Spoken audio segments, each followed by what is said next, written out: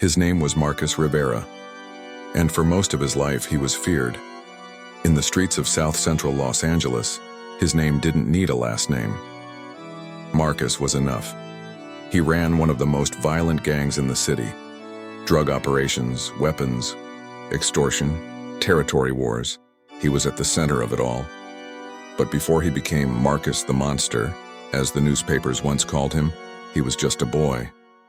A boy who watched his mother cry herself to sleep every night. A boy who never met his father. A boy who learned early that fists spoke louder than words and silence was safer than truth. By 10, Marcus had already been arrested. By 15, he had a gun. By 18, he had blood on his hands, and he never looked back. In the gang, he found something that looked like love, respect, power, brotherhood. But what he didn't realize was that darkness doesn't give, it only takes. By the time he turned 32, Marcus had been in and out of jail more times than he could count.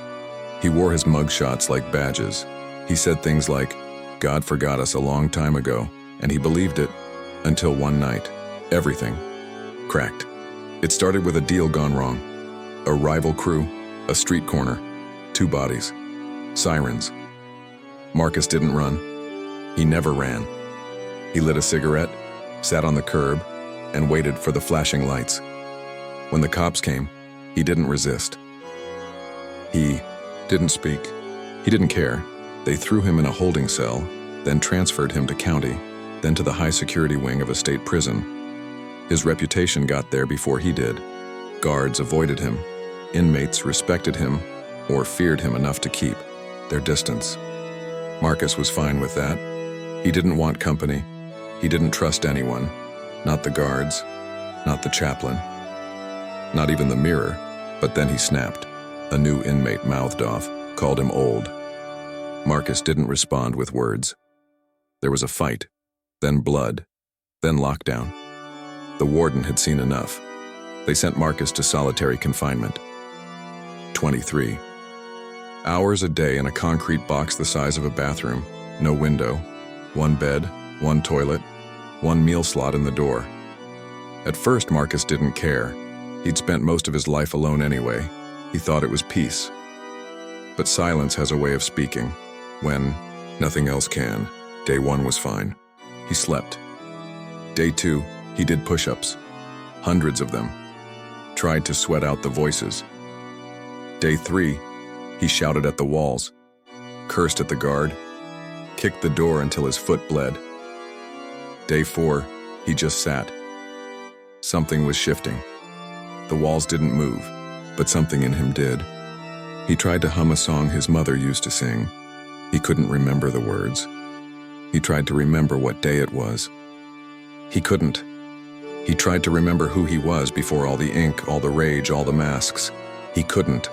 And for the first time in years, he felt afraid, not of anyone else, but of the emptiness inside him. On day 6, he found a Bible. It had been slipped through the food slot, probably by the chaplain. He almost threw it away, but boredom is dangerous. And curiosity, even more so. He opened it. Random page. Psalm 88. I am counted among those who go down to the pit. I am like one without strength. You have put me in the lowest pit, in the darkest depths. He laughed. Yeah, that's about right. He tossed the book aside, but something lingered. The next day, he picked it up again. This time, he read longer. Psalm 139. Where can I go from your spirit? Where can I flee from your presence? If I make my bed in the depths, you are there. He paused, then read it again, and again. If I make my bed in the depths, he whispered it, slowly. If I make my bed in the depths, something cracked. He dropped the book, pressed his palms against his face. He didn't cry, not yet, but something deeper stirred. Day 9, he didn't want to eat. He didn't want to sleep. He sat on the edge of the bed with the Bible in his hands. He didn't read.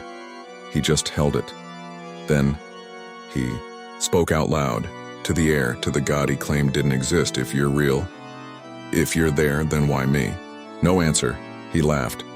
Bitter, I figured. He leaned back against the wall, closed his eyes. Then he saw it. A memory, a flash. Himself, 7 years old, at church with his grandmother, singing softly, hands clapping off-beat, eyes closed tight. She used to say, "One day God's gonna catch you, boy, you just wait." He'd forgotten that moment. Now it haunted him, or maybe it was calling him. Day 10. Marcus didn't touch his food. The guards noticed. He wasn't shouting, wasn't pacing, just sitting, staring at that same Bible. He didn't know what he was doing with it. He didn't know if he believed. Didn't know if it mattered. Didn't know if he wanted to believe, but he kept opening it. He started in Psalms, then the Gospels. Matthew, Mark, Luke, John. He didn't understand it all. But something inside him was beginning to soften. He didn't tell anyone. He wouldn't dare. Not yet. But in the dark, he started whispering again.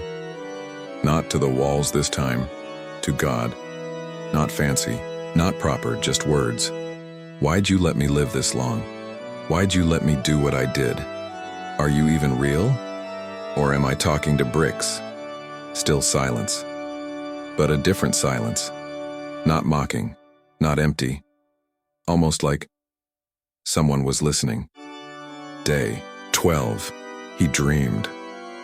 In the dream, he was standing in a hallway. Long, white, endless. Doors on each side, all closed. He was barefoot, cold. And then he heard a voice. Not loud, not booming. Soft.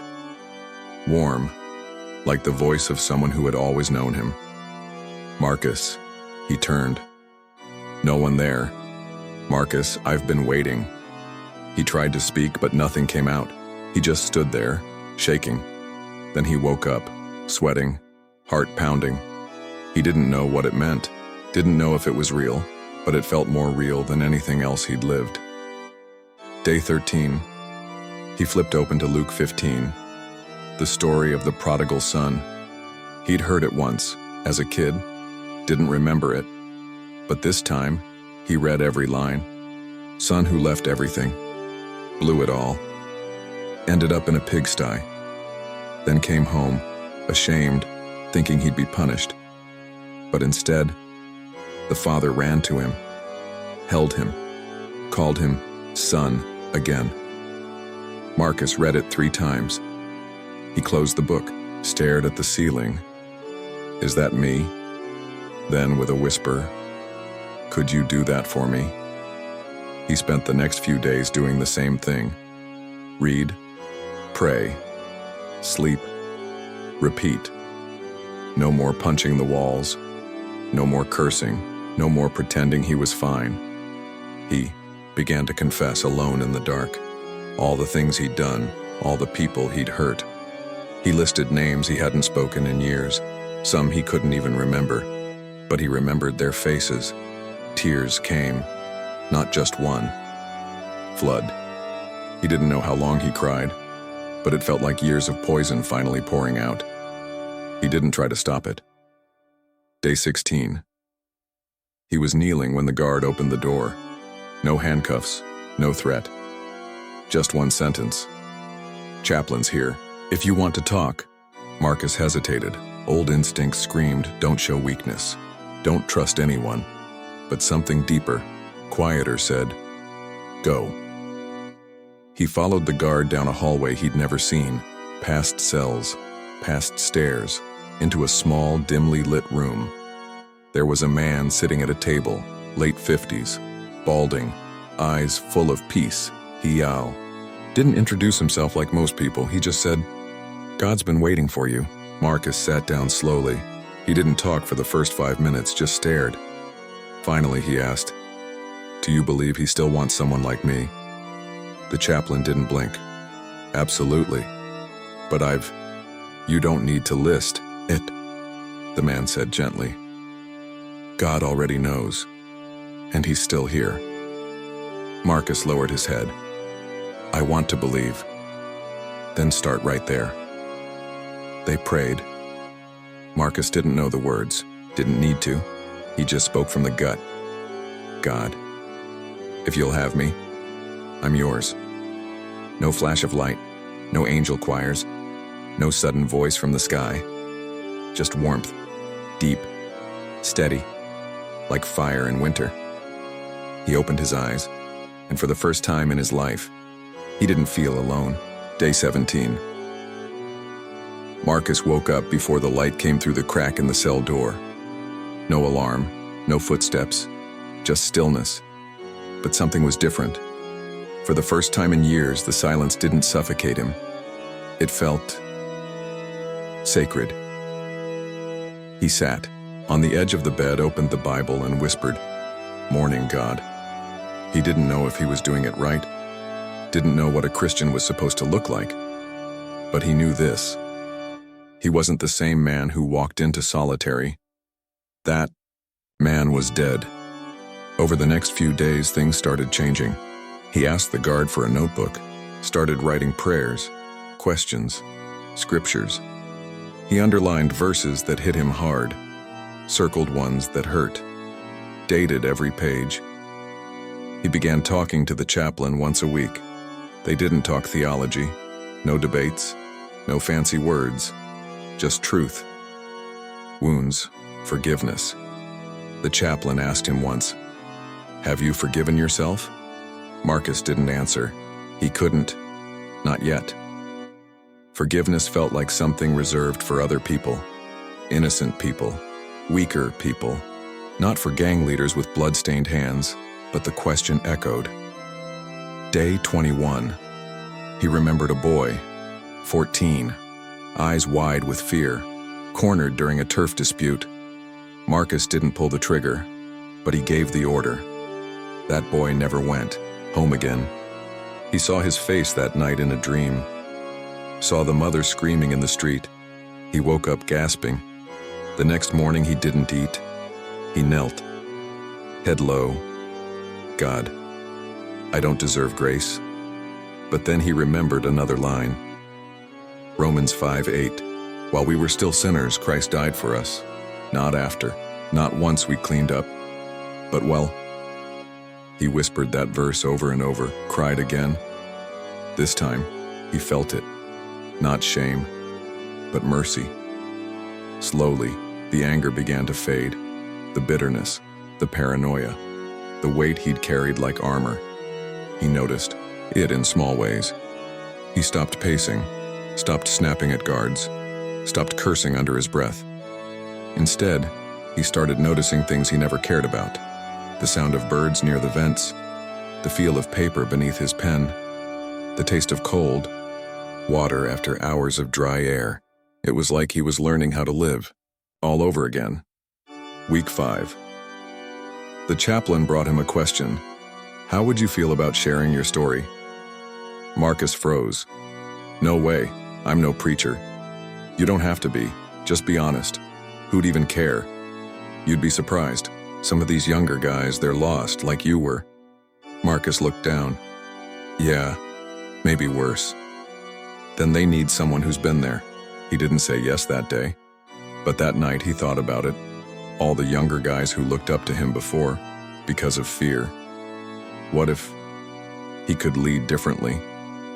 Not with fists, with truth. Day 34. He stood in a small room. Concrete, walls, 5 other inmates seated in folding chairs. He didn't know what to say, so he started with this. My name is Marcus. You probably heard of me. I ran things outside. I thought I was untouchable. He paused. But inside, I was dying. I didn't even know who I was anymore. He talked for 10 minutes about the darkness, the silence, the Bible in solitary, the dream, the voice. He ended with this. If he could reach me there, he can reach you here. One guy cried. Another asked for a Bible. None of them laughed. When Marcus walked out, the chaplain smiled. You just preached your first sermon. Over the next few weeks, word spread. Marcus found God. Some laughed. Some rolled their eyes, but others asked questions. Guards noticed. They moved him back to general population. He requested a job in the library, started Bible study with 3 guys. Within a month, it became 10. Not all believed, but they listened. Because Marcus didn't fake it. He didn't pretend to be holy, didn't act like prison was a church. He just spoke from scars. And somehow, that was enough. Months passed. Marcus no longer counted the days. He woke up with purpose now. Not because he was free, but because he had been set free. From the inside out. His sentence hadn't changed, but his spirit had. He kept leading the Bible study. He started tutoring inmates who never finished school. He wrote letters to the families of men he once harmed, asking for nothing but forgiveness. Some wrote back. Some didn't. But Marcus wrote anyway, not to fix the past, but to face it. Every Friday he met with the chaplain. They prayed, talked about scripture, talked about life after bars. Marcus didn't know if he'd ever leave prison. But he knew this. Even if he died behind those walls, he was no longer a prisoner. One rainy afternoon, he got a letter from his niece. He hadn't spoken to family in over a decade, but the letter wasn't angry. It was hopeful. She wrote, "Uncle, Marcus, I don't remember much about you. Just stories, but Mom said you've changed. I believe people can change. I'm proud of you." He read it 10 times, folded it, put it under his pillow. That night he knelt longer than usual. "Thank you," he whispered. Word of Marcus's transformation spread further. A local ministry partnered with the prison. They offered a mentorship program. Asked if Marcus would lead a pilot group, he hesitated. "Why me?" The chaplain smiled. "Because God didn't save you to sit still." So he said yes.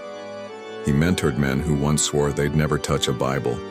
He listened to their stories, their pain, their rage. He didn't offer quick answers, just presence. One man asked him, "What made you change?" Marcus answered, "I met someone in solitary. Someone who didn't shout, didn't judge. He just waited and until I finally turned around." The man stared. "You mean God?" Marcus smiled. "I mean Jesus." Years went by. Marcus became a leader, not of gangs, but of healing. Inmates started calling him Pastor M. It made him laugh. I ain't no pastor. But they didn't care. To them, he was real, raw, redeemed.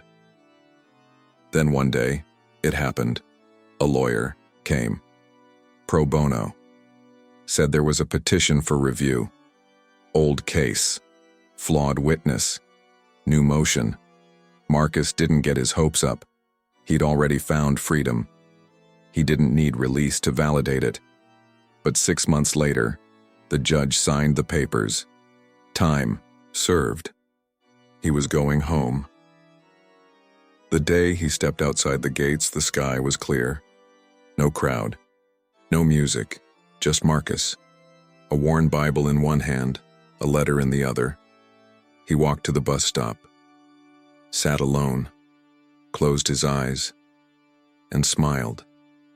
Today, Marcus works with young men on the edge. The ones society gave up on. The ones who remind him of himself. He doesn't preach sermons. He tells stories. Stories of anger. Stories of silence. Stories of a concrete cell. And the voice that broke through. He says, "If God could meet me in solitary, He can meet you anywhere." So here's the truth. It doesn't matter how far you've run, how dark your past is, how long you've been locked in by shame, pain, addiction, violence. Jesus still walks into cells, still sits in silence, still speaks to gang leaders and drug dealers and forgotten souls. And when He speaks, walls don't stand a chance. If this story moved you, please like, share, and subscribe to Faithlight Stories. We tell real stories of redemption, because no one is ever too far gone for grace. And if you're still running, stop, turn around. He's already waiting.